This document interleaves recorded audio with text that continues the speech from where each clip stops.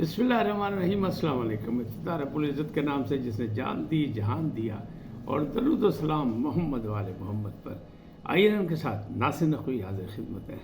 नाज़रीन, ख़बर यह है कि इल्ज़ाम लग गया कि हुकूमत ना चल रही है ना चलेगी। मोहसिन अख्तर कियानी, जस्टिस मोहसिन अख्तर कियानी के गिर्द घेरा तंग। एक वकील साहब उनके भी गले पड़ गए। रिहाई पाने वाले मुजरिम की जान नहीं छूटी, मुजरिमों की, यानी वो जो 20 लोगों को जो मिलिट्री कोर्ट से सजा हुई थी, जिनको आर्मी चीफ ने रियायत भी दी और उनको रिहा भी किया ईद उल फितर के लिए, उनकी अभी जान नहीं छूटी। लेकिन एक फ्रॉड के मुजरिम को बाकायदा पुलिस ने ही प्रोटोकॉल दे दिया। ये क्या किस्सा है, ये सारी चीज़ें आपको बताऊंगा, लेकिन पहले आपसे गुजारिश कि आइए इनको सब्सक्राइब करें, लाइक करें, घंटी का बटन दबाना ना भूलें और अपनी कीमती राय का इजहार अपनी शख्सियत के मुताबिक दें।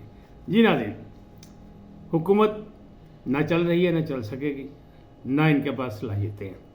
ये किसने कहा है? साबिक वज़ीर आज़म शाहिद खाकान अब्बासी। उनको मुस्लिम लीग नून से बहुत से इख्तिलाफात, और बड़ी देर से वो एक नई सियासी पार्टी बनाने के चक्कर में, और अब उनका दावा है कि मई के आखिर में या जून में वो पार्टी मंजर आम पर आ जाएगी। अभी नाम रखा जा रहा है क्योंकि बड़ी प्रॉब्लम्स हैं। 170 सियासी पार्टी हैं। गुज़श्ता रोज़ में इलेक्शन कमीशन भी गए थे और उन्हें दरख्वास्त भी जमा करा दी, लेकिन अभी नाम फाइनल नहीं किया, बता नहीं रहे। कहते पता लग जाएगा, कहते चंद चढ़ेगा तो सारी दुनिया में पता लगेगा। अच्छा, उनके दावे हैं कि हम ये बात साबित करना चाहते हैं कि ये मौजूदा निज़ाम अब नहीं चल सकता। अदारे मफलूज हो चुके हैं, नाकाम नहीं, मफलूज हैं। ईवान बाला तक जो है वो मफलूज है कि सेनेट के इलेक्शन पूरे नहीं किए जा सके। फिर वो मैंडेट की बात करते हैं कि जिसका मैंडेट है उसको मैंडेट दिया जाए। यानी बहुत से इख्तलाफात क्यों हैं कि उनका ख्याल था कि जब पीडीएम की हुकूमत बनी थी तो उनको वज़ीर आज़म बनाया जाएगा। अच्छा, वो भी नहीं बनाया गया, तो फिर बाकी भी मामला गड़बड़ हो गया, तो नाराज़ है खासे वो। अब वो एक नई पार्टी का उन्हें बाकायदा ऐलान कर दिया कि हम एक नई पार्टी बना रहे हैं। मुस्तफ़ा नवाज़ खोकर भी होंगे, मुफ्ती इस्माइल भी होंगे, बाकी वही लोग हैं जिनका दावा था या नज़र आ रहे थे। अब वो कह रहे हैं ये हुकूमत जो है ये नहीं चल सकेगी, क्योंकि ना इसके पास मैंडेट है, ना इसके पास सलाहियत है, ना ये कोई काम कर सकते हैं, ना लोगों को रिलीफ दे सकते हैं। और बात भी सही है कि एक तरफ तो $5 अरब की बात हो रही है कि सऊदी अरब से आ रहा है। वो कहते हैं सरमायाकारी तो होती ही है, लेकिन सरमाया इस्तेमाल जब होता है जब आपके पास कोई प्लानिंग हो, मनसूबाबंदी हो। तो इस तरह मामला ठीक नहीं होगा। और जब तक सियासी अदम इस्तेकाम ख़त्म नहीं होगा, उस वक्त तक मुआशी अदम इस्तेकाम भी ख़त्म नहीं हो सकेगा।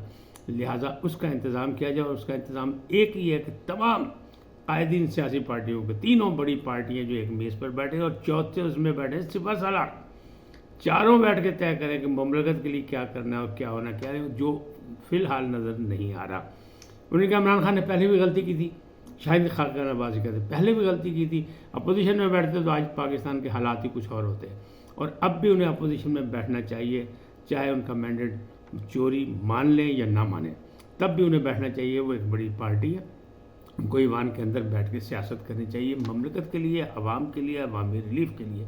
लेकिन वो अब फिर गलती कर रहे हैं।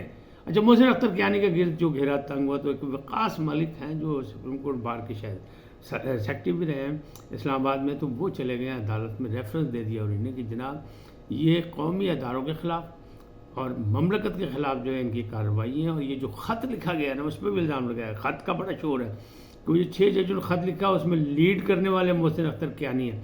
इनके ख़िलाफ़ याद होगा आपको कि एक रेफरेंस पहले भी हाउसिंग स्कीम का है, तो ये दूसरा रेफरेंस आ गया, और इसमें बड़े सख्त संगीन इल्ज़ाम उन्होंने लगाए हैं। अब तो ये देखेंगे कि ईद के बाद काजी साहब क्या देखते हैं इस रेफरेंस में, और उनका जो कमीशन है, जुडिशल कमीशन, वो क्या इसमें कार्रवाई करता है।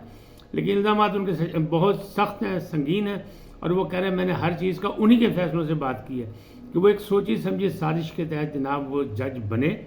पहले उन्होंने तहरीकें चलाई, फिर वो जज बने, फिर उनके अपने चैम्बर के लोग जज बने, उनको फ़ायदा पहुंचाया गया, कातलों को, मुजरिमों को फ़ायदा पहुंचाया गया। उन्होंने कहा सारी चीज़ें, सारे फैसले मैंने साथ लगाए हुए हैं रेफरेंस में, कोई सबूत ढूंढने की ज़रूरत नहीं पड़ेगी। दावा है, अब देखें बाद में क्या होता है।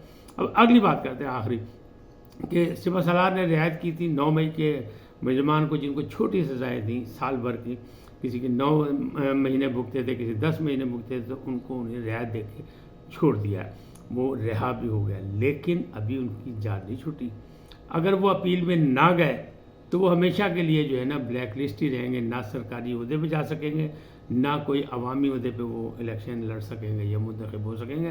لہٰذا انہیں ابھی اپیل میں جانا پڑے گا، تب یہ جو ان کے چہرے پہ نشان لگا ہے نا اس کالک کو صاف کر سکتے ہیں، ورنہ نہیں، ورنہ وہ سزا یافتہ ہی مجرم بنیں گے. لیکن کیسی ستم ظریفی ہے کہ ایک فراڈ کے کیس کا مجرم جو تھا وہ ثابت بھی ہو گیا تھا کہ ارطغرل کو بھی اس نے فراڈ کیا تھا، یعنی وہ جو ایک ترکی سیریل کا ہیرو تھا اس کے ساتھ بھی کیا تھا. اس کا نام ہے کاشف ضمیر، اسے سزا بھی، جیل بھی گیا تھا. لیکن گزشتہ روز جو ہے سوشل میڈیا نے دھوم مچا دی کہ جناب ان کو تو چونگ میں مہمان خصوصی بلا کے باقاعدہ پولیس نے پروٹوکول دیا. اسی پولیس نے جو ان کے خلاف مطلب ملزم بتاؤ جس نے پکڑا تھا، ان کو گرفتار کیا تھا، وہی چونگ میں ان کو پروٹوکول دے رہی ہے اور اس کی تصاویر بھی سامنے آ گئی ہیں. تو یہ کیا دورہ معیار ہے؟ تو یہ معاملات جو ہیں بڑے لوگ ناراض ہیں کہ نہیں، ایک تو انصاف نہیں مل رہا، جب انصاف نہیں مل رہا تو مملکت کیسے چلے گی؟ انصاف سب کو ملنا چاہیے، مساوی ملنا چاہیے. اور دوسری جانب جو ہے وہ مجرموں کو عزت دی جا رہی ہے، پروٹوکول دیا جا رہا ہے. تو ایسا بھی نہیں چلنا چاہیے. آج اتنا ہی، پھر ملیں گے نئے موضوع کے ساتھ. جاتے جاتے آپ سے درخواست، آئیے ان کو سبسکرائب کریں، لائک کریں، گھنٹی کا بٹن دبانا نہ بھولیں اور اپنی قیمتی رائے کا اظہار اپنی شخصیت کے مطابق کریں. سدا سلامت رہیں. اللہ نگہبان.